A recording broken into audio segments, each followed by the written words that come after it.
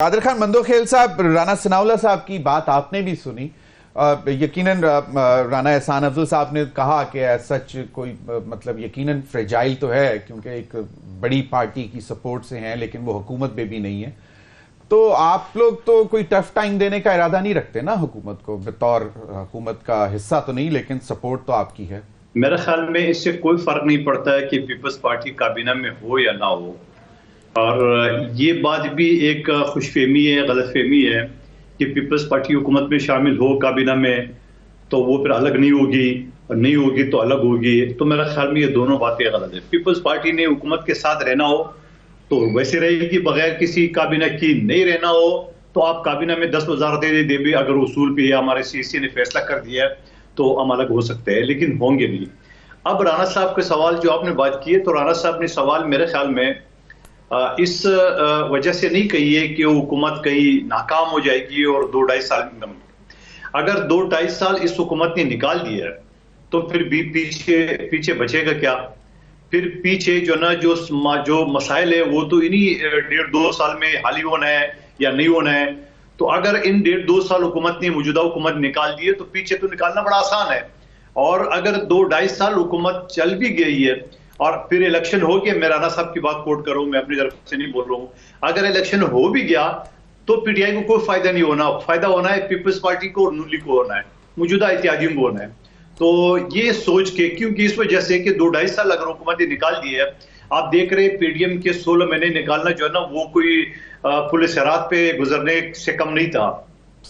जो मुश्किल हालात थी, जिस तरह पीटीआई प्रोपेगेंडा कर रही थी, किस तरह श्रीलंका बन जाएगा, तुर्की बन जाएगा, फला बन जाएगा, और खत्म हो गया सब कुछ। लेकिन आप ये समझ लो कि माशी हालात थे भी खराब, लेकिन जब वो 16 महीने बड़ी खुशअस्लूबी से शहबाज शरीफ साहब ने निकाल दिया है, और यकीनन ये क्रेडिट शहबाज शरीफ साहब को जाता है कि वो तमाम मुखालिफ सियासी पार्टी, यकीनन मुखालिफ सियासी पार्टी है, हमारे सोच, हमारा नजरिया, हमारा मंशूर अलग है नून लीग से। तो उसको जब 16 महीने में बड़ी खुशअस्लूबी से चला है, तो मैं नहीं समझता हूं कि वो 2-2.5 साल चलेगा, 5 साल चला सकते हैं उसमें। और फिर एक चीज और भी शहबाज शरीफ साहब में क्वालिटी है, अभी आप पिछले दिनों में देखिए 2-3 फैसले जो रिवर्स हुए, तो वो इस चीज में भी नहीं महसूस करता है कि अगर कोई नीचे ब्यूरोक्रेसी ने कोई गलत मशवरा दिया है, रिकमेंडेशन दी है, जो कि इरसा के हवाले से पीपल्स पार्टी ने असेंबली में हाईलाइट किए, तो फौरन रिवर्स हो गया।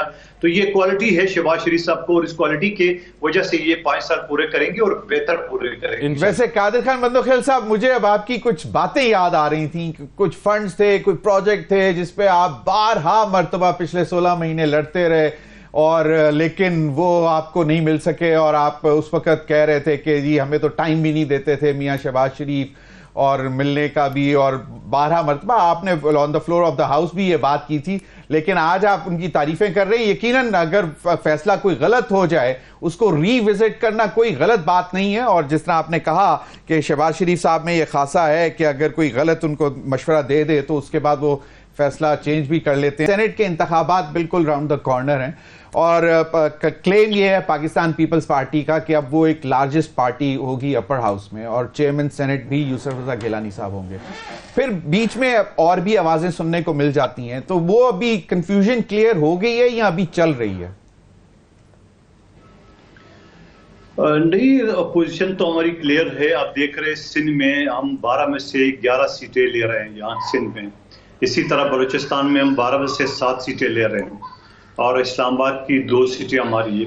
तो आप इससे अंदाजा लगा ले, पिछले के अलावा तो हम सबसे बड़ी पार्टी तो होंगे, लेकिन साथ साथ हमारे साथ इत्यादि भी है। तो जो पीटीआई के दोस्त तो दूसरे चैनल पे मेरे साथ हिसाब किताब कर रहे थे कि हमारे 30-32 होंगे। भाई अगर 30-32 भी आपके हो गए, जो कि नहीं होना है, तो हम तो पीछे 70 बचते हैं, तो हम तो फिर भी ज्यादा है आपसे। अच्छा, दूसरी बात, इंपॉर्टेंट बात, जो परेशान है सेनेट के इलेक्शन से पीटीआई के दोस्त, उसकी असल वजह क्या है? असल वजह, मेरे साथ पिछले हफ्ते में हामिद रजा साहब बैठे हुए थे किसी चैनल पे, वो ये कह रहे थे कि सुन्नी इत्तेहाद कौंसिल में ये जो पीटीआई के आजाद लोग हैं, वो इस वजह से शामिल कर लिए कि वो फ्लोर क्रॉसिंग का यानी बागी ना हो जाए, लोटे का लफ्ज मैं इस्तेमाल नहीं करूंगा। तो वो चीज तो मानी नहीं। वो तो जब इनके सबसे पसंदीदा कोर्ट पेशावर हाई कोर्ट चले गए, वहां भी उनने हरी झंडी दिखा दी है कि ये नहीं हो सकता है। तो अब इनका सारा जो फोकस है या खर्चा है उनको ये है कि सेनेट में इनके लोग चूंकि आजाद है, उनके ऊपर कोई फ्लोर क्रॉसिंग का कानून लागू नहीं होता है, तो वो इधर उधर जा सकते हैं। असल सूरत ये है।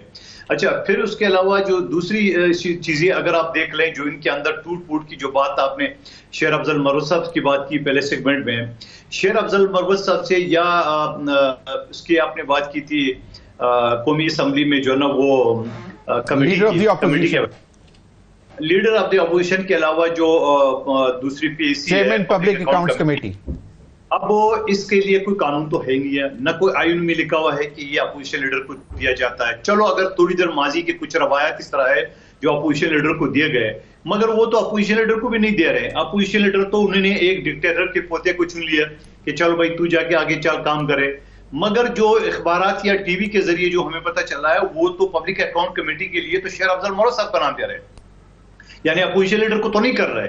तो यहां भी इनको एक चीज करे, तो मैं समझ रहा हूं अगर हुकूमत उसको दे भी दे तो कोई फर्क नहीं पड़ेगा। फर्क इस वजह से नहीं पड़ेगा कि ये वैसे सेनेट के इलेक्शन से ये टूट फूट का शिकार हो जाएंगे। आप देखेंगे कई दड़े पंजाब में बनेंगे और कई दड़े जो ना वो पख्तूनख्वा में बनेंगे। बाकी सिंध में तो बराए नाम ही इनके 8 लोग हैं, वो बेचारे अगर टिक के बिरे जाए तो कोई फर्क नहीं पड़ेगा। बलूचिस्तान में तो है ही नहीं कोई इनका। तो मैं ये समझ रहा हूँ कि वैसे टूट फूट के शिकार हो जाएंगे। ये हमारी फिक्र छोड़ दे ये और बाकी आप सेनेट के चेयरमैन के लिए यूसुफ रजा गिलानी साहब फाइनल है, आप जहन से निकाल, इंशाल्लाह आपकी शेर से ही सेनेट के चेयरमैन आएगा। मैं ज़ैन कुरैशी की बात से इत्तेफाक करता हूँ, क्योंकि यकीनन ये बोर्ड ऑफ डायरेक्टर के मेंबर रहे होंगे तो उनको पता होगा। और ये भी मैं राना साहब की बात से भी इत्तेफाक करता हूँ कि एक शख्स जो 2 साल से नहीं थी अब 1 साल और रह गया तो उसके लिए अपने बच्चों को मुस्तकबिल या डबल खर्चा तो नहीं कर सकता है। लेकिन सबसे अफसोसनाक पहलू क्या है? सबसे अफसोसनाक पहलू ये है कि गवर्नर ने इल्जाम लगाया है प्रिंसिपल के ऊपर कि 40 लाख तनख्वाह ले रहे थे और हमने इसकी इंक्वायरी शुरू कर दी। आपने आज इंक्वायरी शुरू करनी थी, जो उसने इस्तीफा दे दिया है आज इसकी इंक्वायरी शुरू कर दी, आपने अपने फैसले से मनवा लिए। तो ये थोड़ा सा अफसोसनाक पहलू है जो ये दूसरी बात है कि that's a $1 million question why now quickly because I have to more importantly उनकी तनख्वाह बोर्ड से अप्रूव होकर जाती है। प्रिंसिपल साहब को 2 एक्सटेंशन इसी board and governor sits in that board, governor chairs the board, जो पहले of course the governor chairs board। तो देखिए दिस प्रूव्स माय पॉइंट कि जिस बोर्ड ने अप्रूव की उनकी तनख्वाहें उस बोर्ड का डिसीजन भी इंप्लीमेंट होना चाहिए। चलें, बिल्कुल सही। मैं ज़ैन कुरैशी की बात से इत्तेफाक करता हूं, क्योंकि यकीनन ये बोर्ड ऑफ डायरेक्टर के मेंबर रहे होंगे तो उनको पता होगा। और ये भी मैं राना साहब की बात से भी इत्तेफाक करता हूं कि एक शख्स जो 2 साल से नहीं थी अब 1 साल और रह गया तो उसके लिए अपने बच्चों को मुस्तकबिल या डबल खर्चा तो नहीं कर सकता है। लेकिन सबसे अफसोसनाक पहलू क्या है? सबसे अफसोसनाक पहलू ये है कि गवर्नर ने इल्जाम लगाया है प्रिंसिपल के ऊपर कि 40 लाख तनख्वाह ले रहे थे और हमने इसकी इंक्वायरी शुरू कर दी। आपने आज इंक्वायरी शुरू करनी थी, जो उसने इस्तीफा दे दिया है आज इसकी इंक्वायरी शुरू कर दी, आपने अपने फैसले से मनवा लिए।